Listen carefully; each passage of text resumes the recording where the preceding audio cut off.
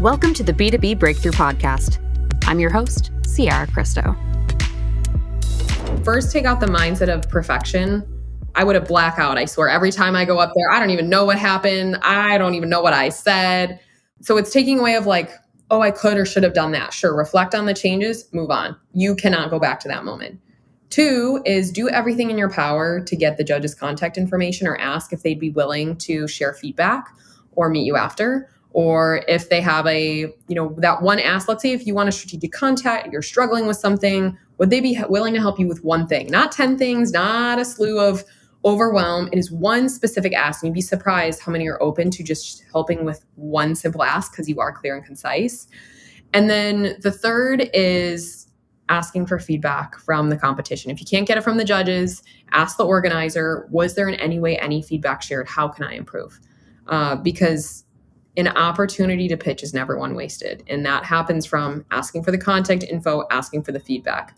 On the investor side, it's a matter of when you're on that call, set up a next meeting. Or what do you need from me for next steps? What does the team need? What do you need? And you're setting the expectation of, I want to talk again. How are we going to push this forward?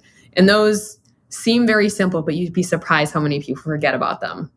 Those, action items in any business setting is so important to conclude your conversations. Feeling like you have that authority to ask for what you need, ask for what you want at the end of the discussion is key. It's that borrowed confidence that we talked about earlier to say, this is what I need to move forward. What do you need? Exactly. Yeah, that directness shows confidence and is actually going to move the needle because you're going to be waiting on a bunch of emails and this maybe. And so that direction is going to be the difference between a check, a yes, a no, or a maybe. Now, before you even get to the point where you're asking for those next steps, this is another space where we talked about in the opening section, not to ask rhetorical questions, and those what not to do's are really helpful in the opening phase. How do you avoid cliches and overly polished, rehearsed language to say, and that's my product, that's my business, let's talk next steps? What mistakes have you seen come out of closings?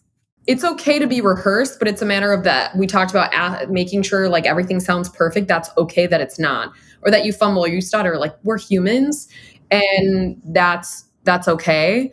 I will say I cringe internally when I hear a founder end on thank you. Oh, interesting. The line of thank you is a waste of your words. Go thank someone separately for listening after.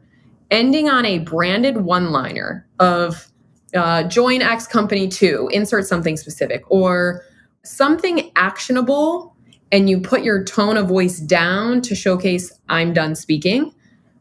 That is so much more confident. And when you've actually standing up straight, your shoulders back, especially if you're pitching live, it is not, thank you so much for listening.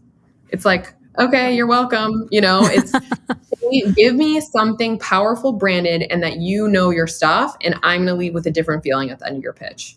So it's bringing more value add even in that last sentence. Use the space. You've got use the space. So in this pitch, for example, 90 seconds. It's not pitching in 91, 92, 93, 90 seconds. It's not pitching in 80 seconds. It is using every single second rehearsed. 90 seconds is not hard to practice pitching. It might take you 50 to 100 reps, but that's really short practice time. And so you should have that rehearsed. You should not be doing that off the cuff. And it will show if you do. What are those tells in the closing phase?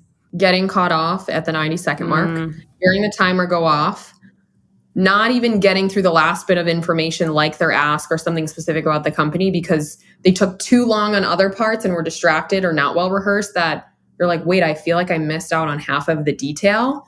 Or they try to stop themselves and try to finish, or they end on a thank you of and that's it. If someone ends with that's it, I'm like, oh my God, they've already lost. Wow. That's it is such a passive, unfortunate line to end on, and it's so easy to tell that someone's flustered, frustrated, not ready to be there and not ready to win. Have you experienced any really memorable closing remarks in pitches that have stuck with you over the years? I work on closing pitch lines every day. There are so many. There's one, it's a app for skill-based competition, social media app. And it's join company name to show the world who's got game.